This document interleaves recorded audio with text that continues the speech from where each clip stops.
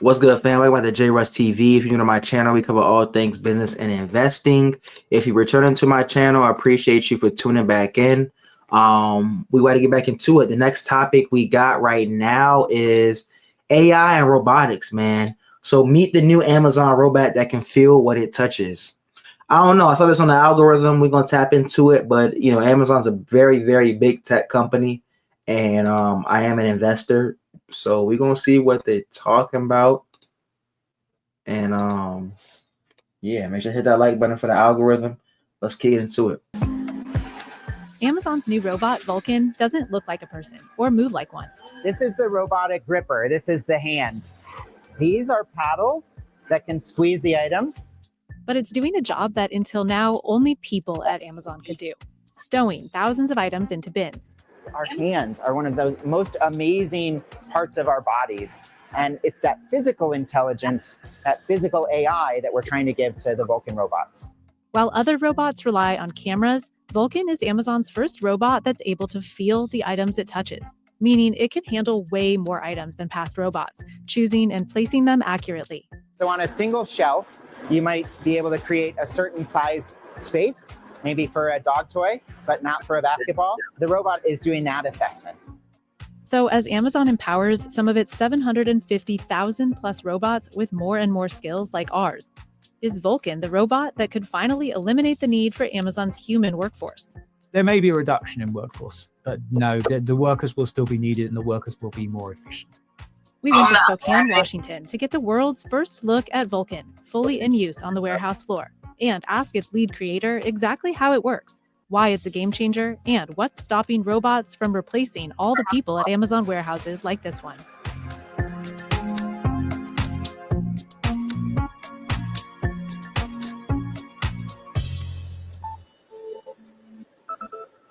So the warehouse is 2.6 million square feet. It has 2,500 full and part-time employees. Those employees are handling 3.5 million items every week here, with a lot of help from thousands of robots. Amazon says globally, robots help with 75% of all orders. Amazon is one of the most advanced robot users in the world. Now, robot warehouses are an astonishing thing. There's some 5,000 robotic drive units here, ferrying packages around and tall yellow bins filled with items. Instead of a human being going to get the product from the shelf comes to the human being. Except for some drive units, most of Amazon's robots, including Vulcan, operate behind a fence. To make sure that everyone around them is safe. Robotic arms like Cardinal, Robin, and the newer Sparrow have been moving items and packages around in Amazon warehouses since 2021. But those primarily rely on cameras for detection and suction for grasp. So we give the robot a sense of touch using a sensor that measures force in all three directions. Aaron Parness spent 10 years developing robotics for. This is real gonna be the future, bro. It's like AI is really taking jobs like right in front of our eyes. Like it's crazy what technology can do. Space at NASA's Jet Propulsion Laboratory before joining Amazon in 2019. Now he leads the team that developed Vulcan. When the idea first came up, he thought it was impossible. There was a recent PhD graduate who was trying to get the robot to stow items into the fabric pods. My first impression was, oh, how naive. The real world is going to teach this new grad that robots can't do these things. Then the team came up with the gripper with a special sensor and some key movement capabilities. Like sweeping the items to one side. And I had this pivot from, this is never going to work to, oh my gosh, this is the future. The final result, Vulcan, is a 3-part system. An employee puts an item from these yellow bins onto a conveyor where it's picked up by the first part, a moving robotic structure called a gantry. Which is a robot that moves horizontally and vertically. We'll take that bag of Skittles and put it into our buffer wall.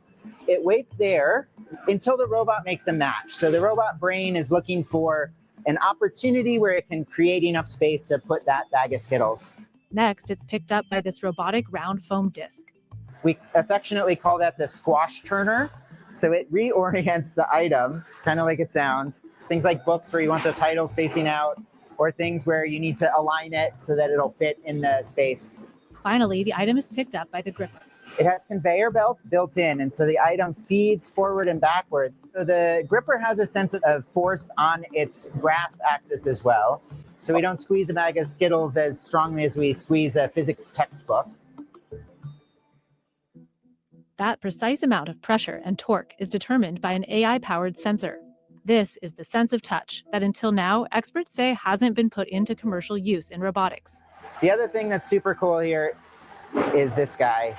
It's an extended sort of spatula, and the force sensor, the thing that we're feeling the world, sits right behind here, right on that spatula. This new ability to adjust pressure means Vulcan can handle up to 75% of the 1 million unique items in inventory here in Spokane. Amazon's Sparrow robotic arm can handle some 60% of items, while Robin and Cardinal only manipulate packages. We're also using generative AI to predict how the items are going to move. So if I push on the t-shirt, is it going to compress? Versus if I push on the bowling ball. Vulcan's final step, finding the perfect spot to stow the item, adds some major efficiency gains for Amazon. One of the use cases we have for AI is predicting how much space we can make in a bin, and then taking the right item that maximizes the filling of that predicted space. So a bit like Tetris. It is a bit like Tetris. Now we got to go help people customize and save hundreds with Liberty Mutual. Interesting. Let me know what y'all think. Appreciate you for joining the chat, man. Let me know what you think in the comments for me.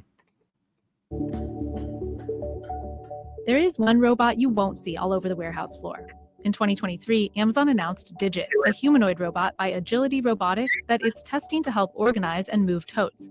In 2024, CNBC saw Digit being tested, but it's a long way off from being deployed at scale. These robots don't need to be limited by a human form. They could be better than us. So why not have wheels? And that's the question, is why are you putting legs on the thing? Why are you making it a humanoid form when there are better shapes? Vulcan, meanwhile, is not at all humanoid. Does Vulcan represent a moment where robotics have gone from gimmick to real world application? To me, it doesn't matter if the robot has legs or wheels or it's bolted to the floor. I think the thing that makes the robot useful is having that sense of touch, so that it can interact in high contact and high clutter environments. That's the tipping point for me, and I think we're right there, and it's so exciting.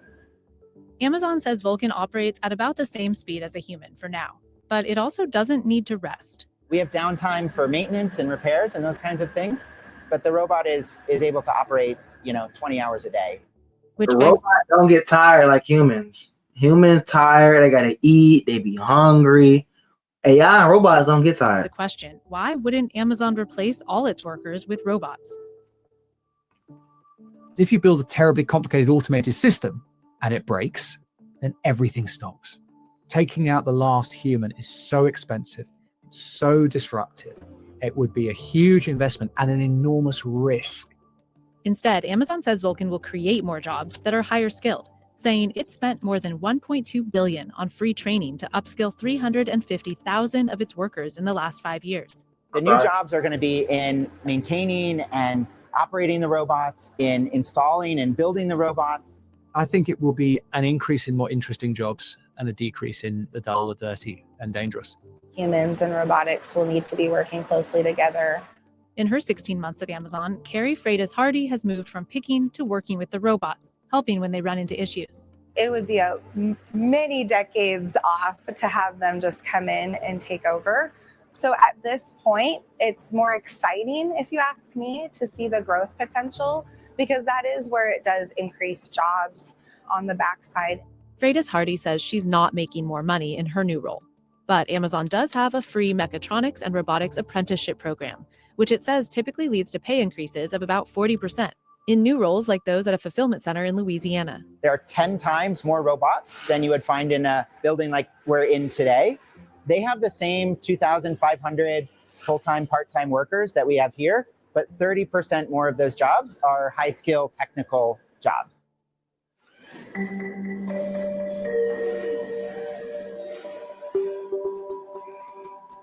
One reason Vulcan can't replace people is that it only handles items up to 8 pounds, and certain shapes like round objects are hard to manage.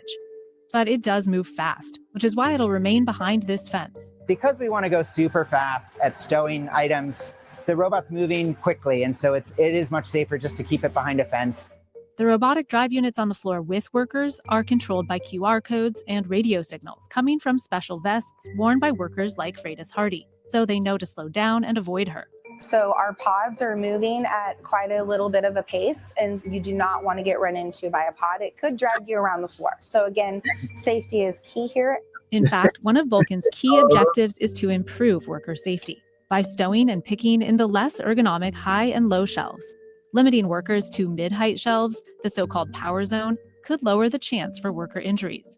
Amazon has long struggled with injury rates far higher than those at other warehouses, although Amazon claims those rates have improved significantly. It's an all day long and repetitive motions. I'm up and down the ladder, I'm squatting, I'm lunging. I hurt my knee because I was personally doing some bad body mechanics. I know that as a picker, if I had an innovation like this where I could have stayed within my power zone, my days would have been just so much easier. One of our key metrics we look at is safety. So what percentage of the stows is it doing to the top 3 or 4 rows where the employee would have to reach overhead? We have a plan for that metric to get to 100%. The hardest part of doing this job, I would say, is the repetitiveness.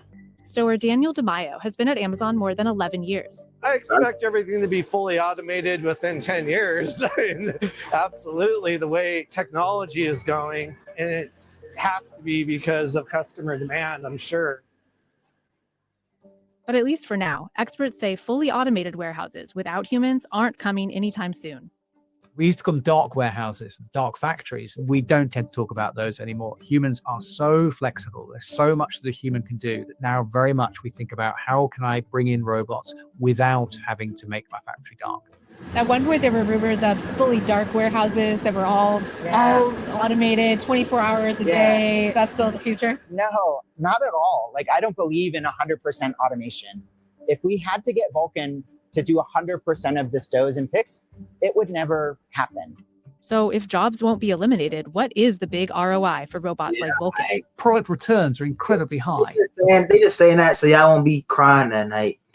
Product returns are incredibly expensive. Some of them will be because the wrong thing was put in the box. If you can reduce that, that's a real cost saving straight away. For now, Vulcan is only in 2 warehouses, this one in Spokane and one in Hamburg, Germany, and it's processed about 500,000 orders. Existing robotic arms like Robin have sorted about 4 billion packages. Dang. Amazon wouldn't disclose how much it cost to develop Vulcan, but it says it took 3 years and a team that's grown to 250 people. Ann Parness says Vulcan is a huge business opportunity. But Vulcan can interact with the world in a more human-like manner, and that gives us a lot more process paths that we can use automation to bring down the cost that our customer pays and the speed with which we can deliver those products to our customers. Interesting. Yeah, so just to wrap it up, this reaction video, Vulcan is an Amazon new technology they've been developing that can feel with its touches and take packages and organize them and stuff like that. Pretty interesting. You know, I'm still bullish on AI and robotics industry.